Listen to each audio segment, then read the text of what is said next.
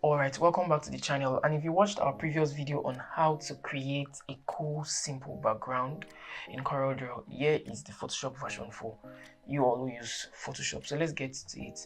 So first we have the artboard, and we're going to be creating a rectangle on top of it. So I'll create that quickly and check for accuracy. 1080 by 1080 also. So now we have our rectangle, and I will be adding a gradient on it. So let's come to fill and do that quickly. And just like the previous video, we made a gradient of pink, red and yellow. So I'm going to start with pink at the bottom. So let's just move this slider up here, and then yellow at the top, and then red in the middle.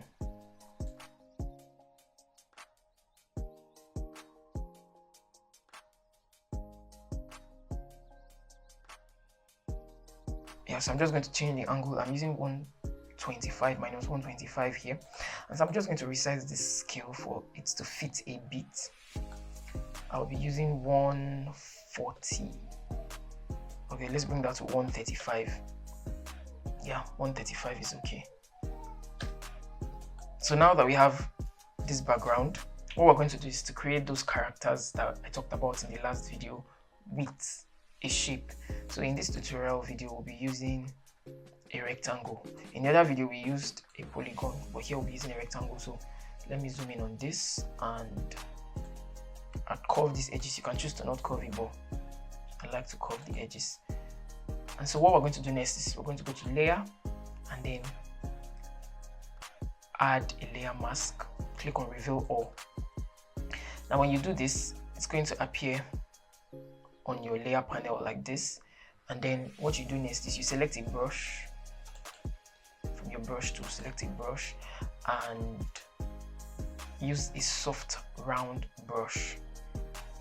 I set my size of the brush to 322 pixels, hardness is 0, blend mode is normal, opacity is 100, flow is 100, and then my foreground color here is white and my background color is black. So how this works is, if I set the background color to white and the foreground color to black, when I paint on that mask, it takes away some part of it, of the shape. Now if I want to restore some part of it, just swap the foreground color and the background color. Let the foreground color be white, and then repaint with your brush, and that part shows. So I'm going to be taking some parts away from this, to give it that blend feel. And I think, do this. You can adjust this to taste however you want. Let me quickly drop down the opacity so I can make a bit more smoothing it. So it's smooth to taste now. So what I'm going to do next is I'm going to rasterize this layer, and then I'll duplicate it into 3. So just like this, select all 3 and duplicate again, then flip vertically, however you want to do it, but I like to flip it vertically and then flip it horizontally. Vertical then horizontal, so it creates a kind of look.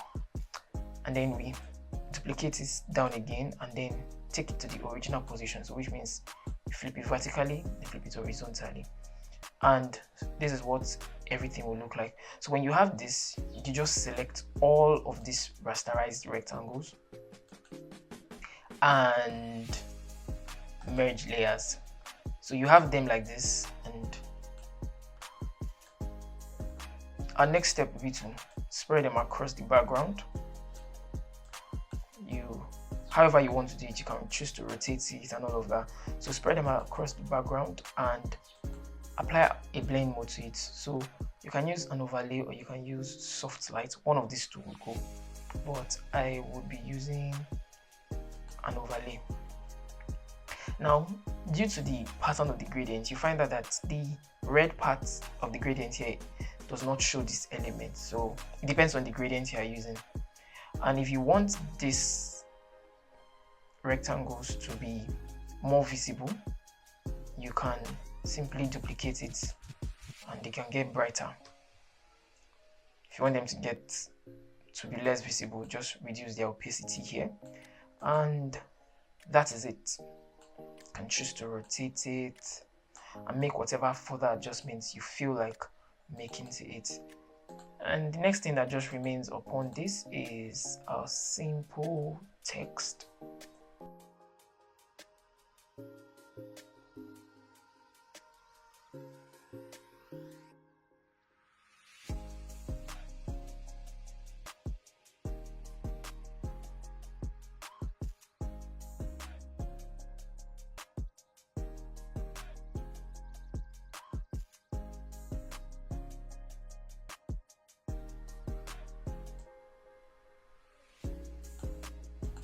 Yeah, basically.